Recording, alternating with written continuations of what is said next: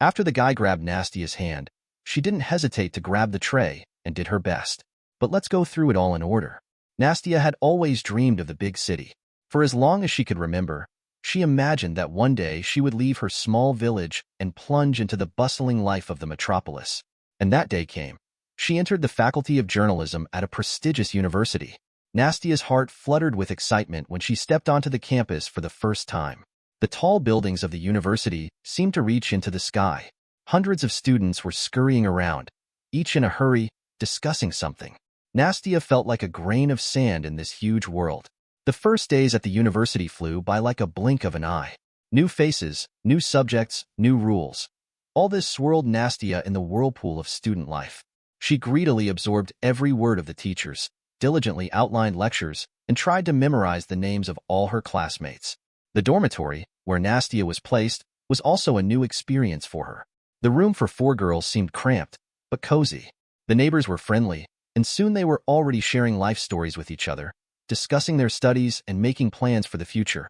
But not everything went as smoothly as they would have liked.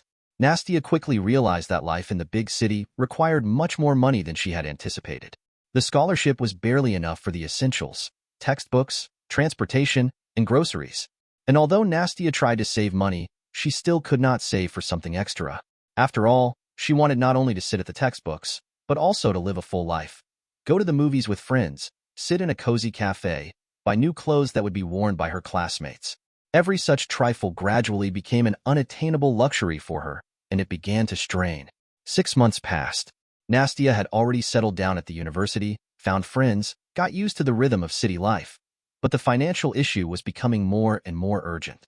Although she tried to concentrate on her studies, her mind was more and more often spinning with thoughts about how she could earn some money to make her life a little bit easier and afford things that other students thought were commonplace.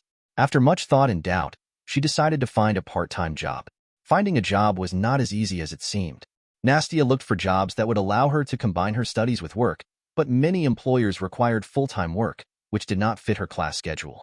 Other options didn't suit her in terms of conditions or location. She was beginning to despair, but luck smiled on her. Nastia found a job as a waitress in a small restaurant not far from her dormitory. It seemed like the perfect place. The work schedule matched her schedule perfectly, and the restaurant was only a short walk from her room. It meant she wouldn't waste time and money on transportation. The interview went well. The restaurant manager, an affable middle-aged woman, immediately sympathized with Nastia, a modest but determined girl from the provinces who was clearly not afraid of work. Nastia was hired without much thought, and the next day she started her duties. The restaurant staff turned out to be friendly and responsive. Experienced waiters from the first days took Nastia under their wing, patiently explaining to her all the subtleties of the work.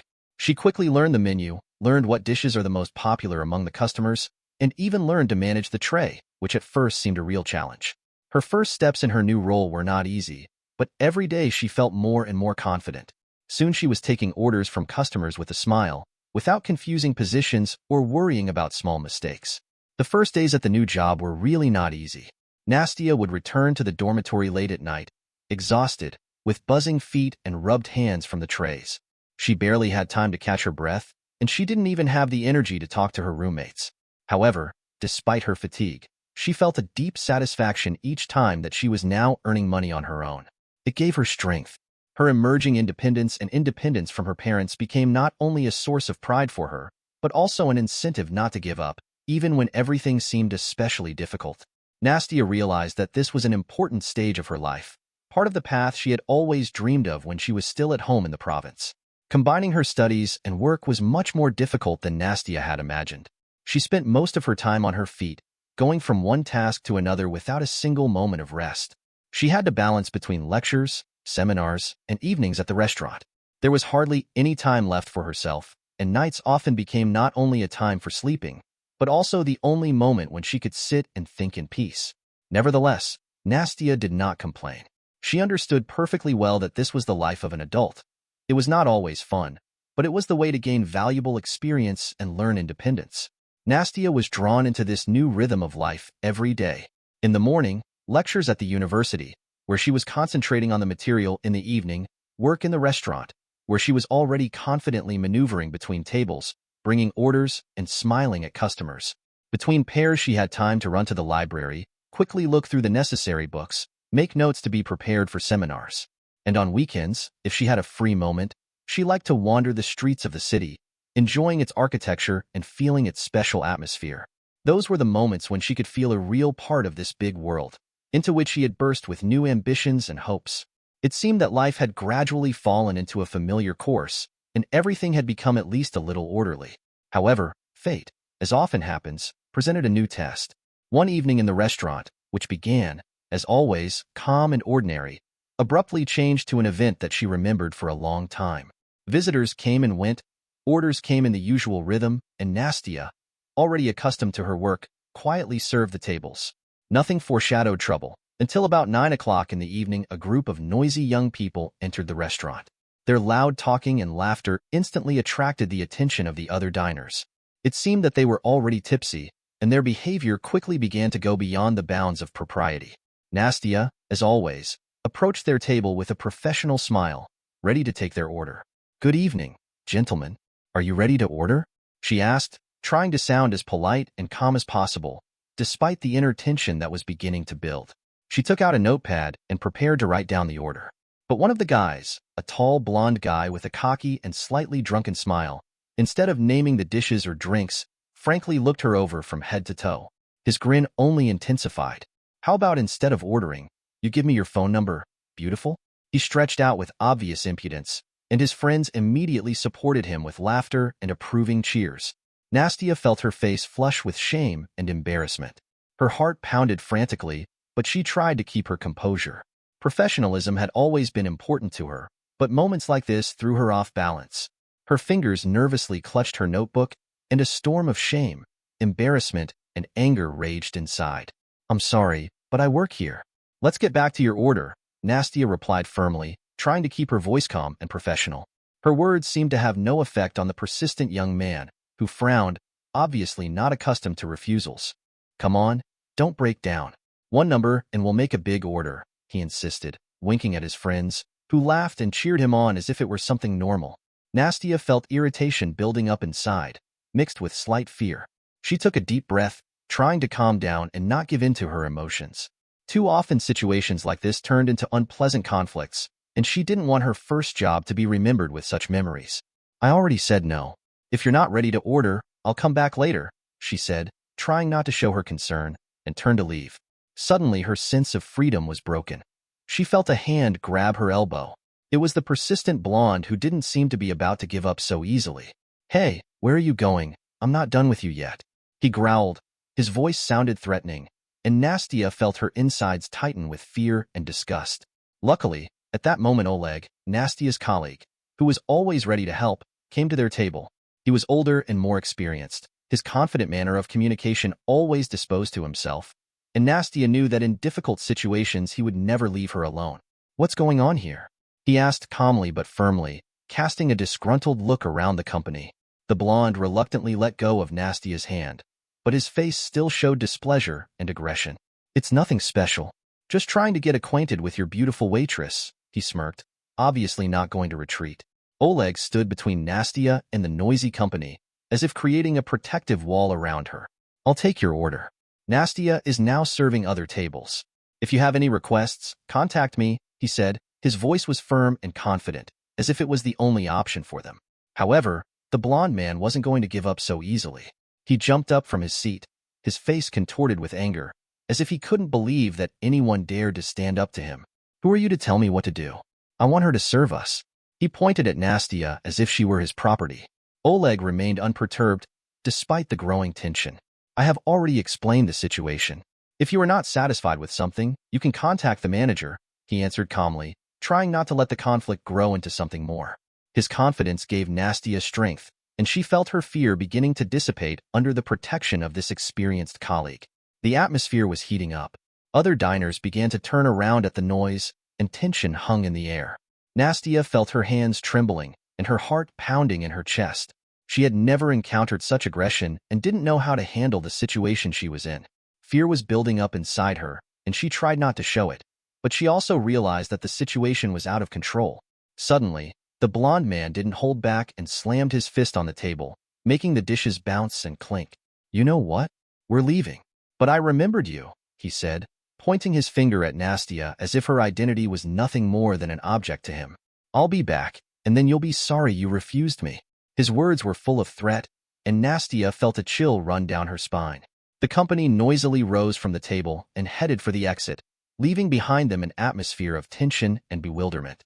When the blonde, passing by Nastia, deliberately pushed her shoulder, she suddenly realized how close she was to the edge of her emotional strength.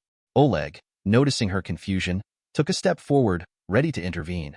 But the guys were already leaving the restaurant, leaving Nastia in a state of shock. Her body seemed to respond to what had happened. Her knees buckled, and she felt everything inside her shrink. When the door closed behind them, Nastia remained standing there as if paralyzed. Oleg took her under his arm and helped her sit down on the nearest chair, supporting her while the world around her came to rest. "Are you okay?" he asked worriedly, his voice sounding like a soft reminder that she wasn't alone. Nastia nodded, unable to utter a word. The adrenaline that had been rushing through her veins was gone, and now she felt only fear and fatigue. "Don't worry, it happens sometimes. They won't come back," Oleg tried to reassure her, but his words could not dispel the shadow of doubt that covered Nastia. But Nastia wasn't sure of that. The blonde man's threat sounded quite real, and it scared her to the core. She couldn't help but think about what might happen if that guy did come back, and her heart clenched at the thought. The rest of the evening passed as if in a fog, filled with uncertainty and anxiety. Nastia mechanically did her work, but her thoughts were far away. She couldn't stop thinking about what had happened, about how easy it was to lose control of the situation, and about the fact that she might no longer have a chance to defend herself. When the shift was over, Oleg, noticing her confused look, offered to walk Nastia to the dormitory. She gratefully accepted his offer, as if she needed this small support to get back to normal. On the way they were silent, each immersed in his own thoughts, exchanging only brief glances, full of understanding and sympathy. At the entrance to the dormitory, Oleg finally broke the silence, and his words sounded like a quiet support for Nastia. "Listen, Nastia, what happened today? Not your fault. You did the right thing. Don't let people like that intimidate you." Nastia felt his words making her feel better, as if someone was giving her the confidence she lacked at that moment. Nastia smiled weakly. "Thank you, Oleg, and thank you for sticking up for me." Oleg shook his head. "You're welcome. We're a team. You know what? Let me teach you some self-defense moves, just in case." Nastia looked at him in surprise. "You know how to do that?" Oleg grinned. "Yes, practiced once. Nothing complicated, but it might come in handy." Nastia thought about it. "Maybe it's really not a bad idea." "Okay," she finally said. "Let's try it." The next day, Nastia woke up with a heavy feeling. The events of the previous evening had kept her awake. She lay in bed for a long time, wondering whether she should go to work. Maybe it would be better to quit.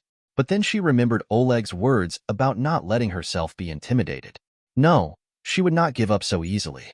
With these thoughts, Nastia went to her studies. All day she was distracted, having a hard time concentrating on lectures.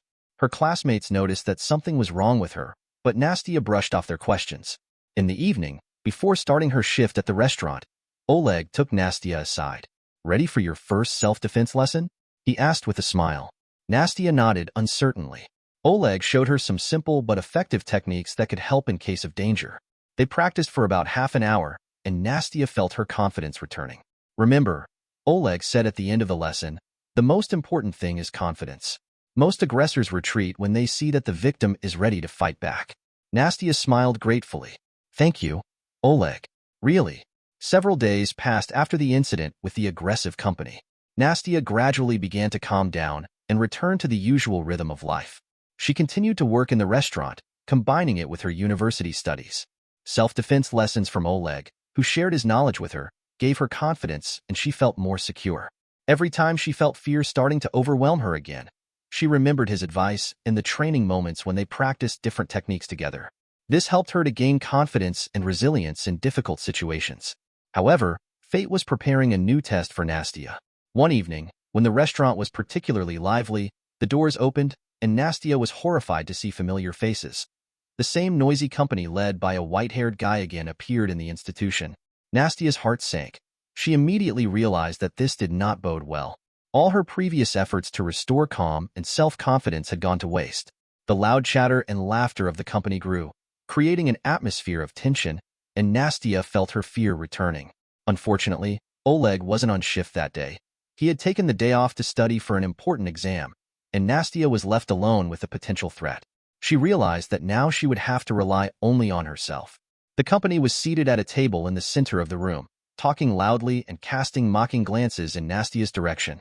Each of their laughter seemed to mock her, and she inwardly prepared herself for a possible confrontation. Complex emotions came over her: fear, anger, and determination all at the same time. Nastia took a deep breath, gathered her courage, and approached their table, trying to keep her outward composure. "Good evening. Ready to order?" she said as calmly as possible, pulling out a notepad. Everything inside her was trembling with excitement, but she forced herself to look confident. The white-haired guy, who she now knew was Max, smirked, and his look was full of insolence and defiant self-assurance. "Oh, look who's here. Our hussy."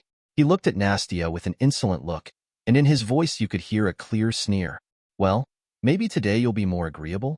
Nastia felt the color flooding her face, but tried to maintain professionalism. Max's every word cut into her ego, but she knew she couldn't give in. "I'm here to take your order. If you're not ready, I can come back later," she replied firmly, trying not to betray her excitement. Her voice sounded confident, even though everything was churning inside. Max hummed and glanced over to his buddies, who seemed to be enjoying the scene, waiting to see how Nastia would react to their provocations. She could feel her heart pounding, but tried not to show it. This was her job, and she wasn't going to let anyone intimidate her. "All right, pretty girl, bring us 6 bowls of soup. And don't spill it." He laughed, and his friends backed up the laughter with loud, mocking comments. Nastia felt a hot wave of shame come over her. She quickly wrote down her order, trying to ignore their insolent glances, and hurried away from the table, but every step she took was difficult. Her hands were shaking as she handed the order to the kitchen, and she realized that these guys weren't just here to eat, they were clearly up to something. Tension was in the air, and it seemed to her that the whole atmosphere in the restaurant was imbued with it. After a while, the order was ready. Nastia carefully placed 6 deep plates of hot soup on a large tray, trying to keep her balance. Focused on her task, she headed toward the table, but anxiety never left her. She was almost there when she felt something catch her foot. Before she realized what was happening, the next moment the world turned upside down. Nastia lost her balance and fell, and the tray of soup fell right on top of her. A sharp pain ran through her body as the hot liquid burned her skin. Nastia cried out, trying to get up from the floor, which was covered with spilled soup and shards of dishes. There was loud laughter all around. Max's company was laughing as they watched her humiliation, and it seemed to her that the whole restaurant was watching her, feeling like the center of their ridicule. "Oh, how clumsy," Max said through his laughter, his voice sounding dismissive. "I hope the soup isn't too hot." Those words cut into her soul, and Nastia felt tears come to her eyes, from pain, shame, and helplessness. She tried to get up, but the floor was slippery and she fell again, causing another explosion of laughter that sounded to her like cruel mockery. At that moment, the restaurant manager ran up to the table, his face reflecting surprise and concern. "What's going on here?" he asked sternly, helping Nastia up. She felt his support and tried to collect her thoughts, but her heart was pounding as if it was about to burst out of her chest. Max, still laughing, got up from the table and said with a grin, "It's nothing special. It's just that your waitress was a little clumsy. I guess we should get going." He nodded to his friends, and the whole group headed for the exit, not wanting to linger. "Hey, who's going to pay for the order?" the manager shouted after them, but the guys were already leaving the restaurant, continuing to laugh as if nothing had happened. The door slammed shut behind them, leaving Nastia in a puddle of spilled soup, with burns on her skin and tears in her eyes. She sat on the floor, surrounded by shards and piles of dishes, and all she wanted at that moment was to disappear without leaving a trace. Fury and hopelessness flared inside her, and she couldn't understand why the world around her was so unfair. The manager helped Nastia up and took her to the back room, trying to keep calm in such a difficult situation. He called an ambulance to treat her burns and tried to calm her down, but she couldn't hold back her tears. She felt humiliated and helpless, as if all her courage had been thrown out of the restaurant along with the hot soup. "I'm so sorry," she sobbed, her voice shaking with despair. "I ruined everything, and they left without paying." The manager, despite his stern manner, was a kind man. He shook his head and, trying to put as much support into his words as possible, said, "It's not your fault, Nastia. They planned the whole thing. We'll file a police report." But these words were of little comfort to Nastia. In her head, there were many thoughts that this incident could cost her the job she needed to pay for her studies. Realizing this pressed down on her as if a huge weight had been placed on her shoulders. In addition, she felt weak and unable to stand up for herself, for it was these very feelings that stuck with her, causing her to struggle internally. After the unpleasant incident with the aggressive visitors, Nastia felt broken and devastated. The physical burns were gradually healing, but the emotional trauma was much deeper, and her negative thoughts and self-doubt did not leave her for a minute. She decided to take a week off to recover and think about her future. This week turned out to be a time of serious reflection for Nastia.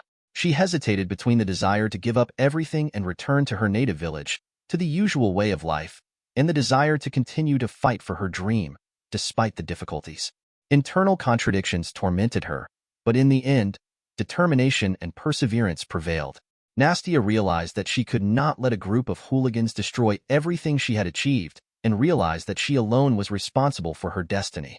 A week later, Nastia returned to work at the restaurant, but insecurity still plagued her. Her inner voice told her that she had to be strong, but it was hard to ignore the fears that arose at the thought of a possible meeting with that very company. She was determined not to show her fear, her face wearing a mask of confidence. However, the first day brought an unpleasant surprise. When Nastia entered the restaurant, she was met with a gloomy atmosphere, and her colleagues exchanged concerned glances. As it turned out, rumors about her failure began to spread in their establishment, and some customers were already whispering about her fall, as if it was her personal shame. These conversations made her heart clench and her inner discomfort returned, overshadowing her initial desire to get back to normal. As soon as Nastia appeared on the threshold of the restaurant, Oleg approached her. "Nastia, I have something to tell you," he began. "Those guys came here again last week. They asked about you." Nastia felt a chill go through her insides. So they hadn't left her alone. What did they want? She asked in a trembling voice. Oleg shook his head. "I don't know exactly, but they didn't look happy. I think they might come again." Nastia took a deep breath, trying to calm herself down. She couldn't let fear take over. "Thanks for the warning," she said to Oleg. "I'll be careful." The next few days passed without incident, but Nastia was constantly on guard. Every time the door of the restaurant opened, she involuntarily flinched, expecting to see familiar faces. And so, 3 days after Nastia returned to work, it happened. The company led by the white-haired Max showed up at the restaurant again, and seeing them, Nastia felt her heart start to pound frantically, as if sensing an impending storm. But this time, she wasn't going to let them intimidate her. Memories of all of Oleg's lessons she'd gone through gave her confidence. Taking a deep breath and straightening her back, she approached their table, deciding that tonight she would not be silent. "Good evening. Ready to order?" she asked, trying to keep her voice confident and relaxed, even though she was seething inside. She noticed the way Max smirked when he saw her, and it was full of contempt. "Oh, look who's back. Our clumsy waitress."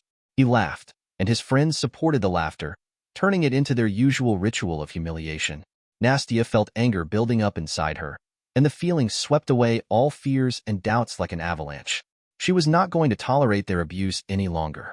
"If you're not ready to order, I can serve another table," she said firmly, trying to keep her composure, but her voice sounded stronger than ever. Max frowned, and it was clear from the look on his face that he clearly hadn't expected such a reaction from the clumsy waitress. "Hey, easy, babe," he said, reaching out and grabbing Nastia's wrist with such force that she felt him squeezing it like he was trying to break it. We weren't done talking yet. That was the last straw. All the accumulated fear, anger, and humiliation burst out like a volcano spewing lava. Nastia abruptly pulled her hand out and, without thinking, hit Max's face with the tray with all her might. There was a loud crunch, and Max recoiled, clasping his nose with his hands, his face contorted with pain and shock. Blood trickled between his fingers, and he looked at Nastia with hatred.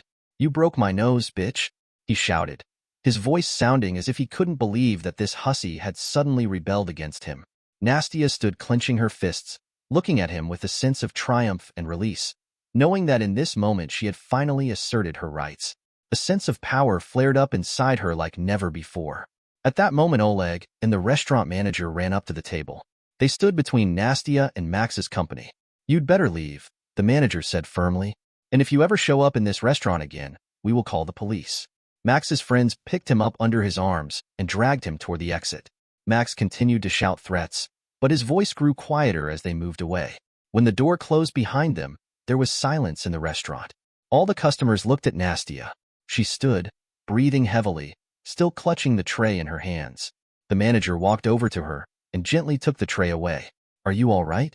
he asked with concern. Nastia nodded slowly. The adrenaline began to subside, and she felt her hands shaking. "I didn't mean to." He grabbed my hand, and she started. But the manager interrupted her. "You did the right thing, Nastia," he said. "These guys have been asking for trouble for a long time. I hope they'll leave us alone now."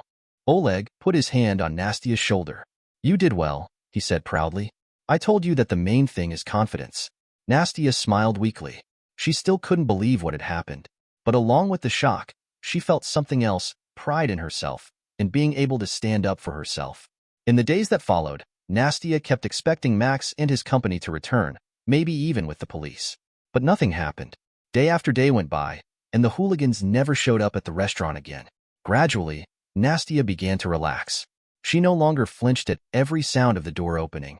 The nightmares that plagued her after the incident with the soup became less frequent and eventually stopped altogether. This story taught Nastia a lot. She realized that she could stand up for herself, that she did not need to let others bully or humiliate her. This self-confidence was reflected in other aspects of her life. At school, Nastia became more active in discussions and was not afraid to speak her mind. She started writing articles for the university newspaper, and her articles about the problems of students from small towns were well received. Working in the restaurant also became more enjoyable. Nastia was no longer afraid of difficult customers, and she learned to get out of conflict situations with dignity. Colleagues respected her for her steadfastness and professionalism. One evening, when Nastia finished her shift and was about to leave, her manager approached her. "Nastia, I have news for you," he said with a smile. "We have decided to promote you to a senior waiter. You are doing a great job, and your example inspires other employees." Nastia couldn't believe her ears. The promotion meant not only an increase in salary, but also recognition of her efforts and progress. "Thank you very much," she said, feeling tears of joy come to her eyes. "I won't let you down." As she left the restaurant, Nastia stopped on the street and breathed deeply of the cool evening air. She remembered how she had first come to this big city a few months ago, full of hopes and fears. How many things had happened in that time? There had been difficulties and disappointments, but there had also been victories, big and small. Nastia realized that she had no regrets. All these trials made her stronger, more self-confident. She learned to cope with difficulties without losing her kindness and optimism. There were many more trials ahead of her, studying, working, building a career. But now Nastia knew that she could cope with everything. She was no longer that naive girl from a small village. She became a strong, confident young woman, ready to fight for her dreams. With a smile on her face, Nastia headed towards the dormitory. Tomorrow would be a new day, full of new opportunities, and she was ready to meet it with an open heart and a raised head. "I want to apologize for any mistakes in the text or dubbing. I am just learning, and the language of this channel is not my mother tongue. The dubbing is done with the help of artificial intelligence. Please point out errors so I can fix them and improve the quality of the content. Also, I will be glad if you share your thoughts on the topic. Your support in the comments is very motivating for me to keep looking for new, interesting stories. Thank you for your understanding and participation.